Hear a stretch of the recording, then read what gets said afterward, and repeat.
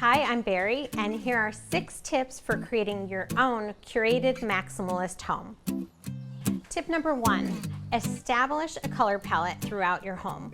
In this house, I use oranges, greens, and pinks, and I use varying shades of all of them so that you have a lot of depth in the colors that you choose. Tip number 2, don't be afraid to mix patterns. I have a really easy formula for this. Contrast plus through line equals pattern mixing success.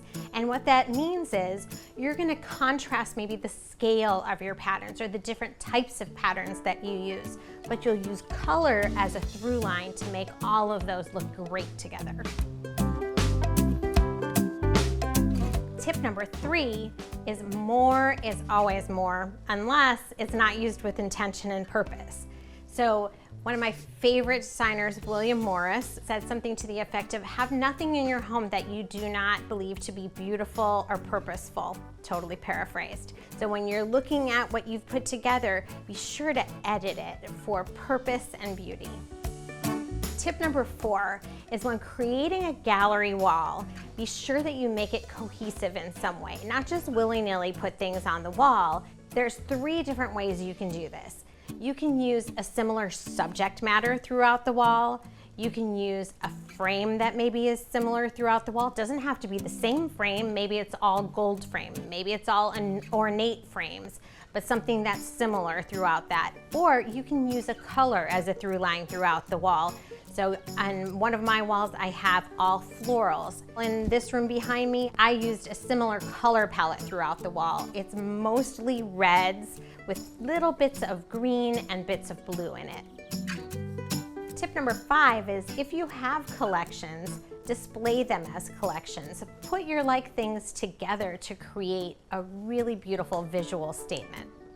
Tip number 6 is to embellish small items in your home. Right here, I have a stool that I embellished. I painted it all green, and then I did some really easy breezy florals that I'm gonna show you how to do.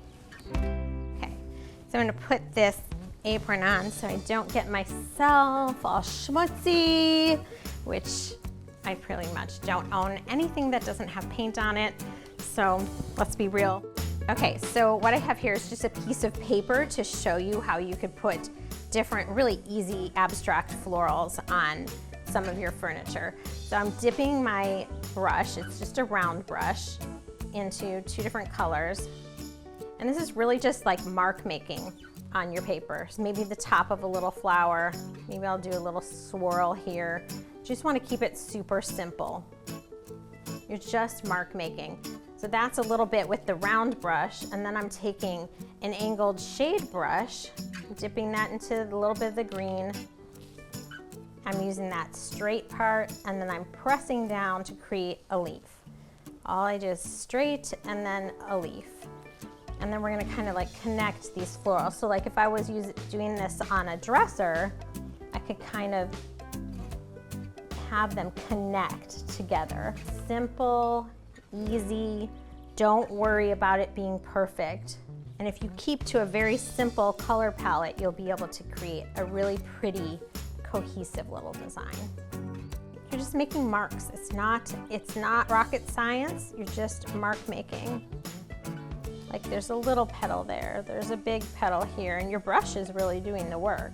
Sometimes I'll take the tip and I'll dip it in some paint, and that'll give me some little dots. Again, I'm going to take the flat angled brush, the shader brush, and make little swirls. And then we're going to connect our pieces together.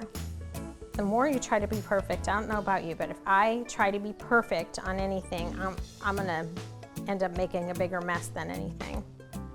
The more fun you have with it, the better it'll be. So when you're embellishing your furniture, just don't be afraid to do it.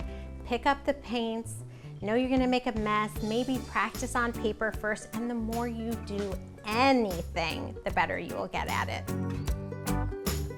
So those are my tips for creating your very own curated maximalist home. Have fun with it, edit, and play.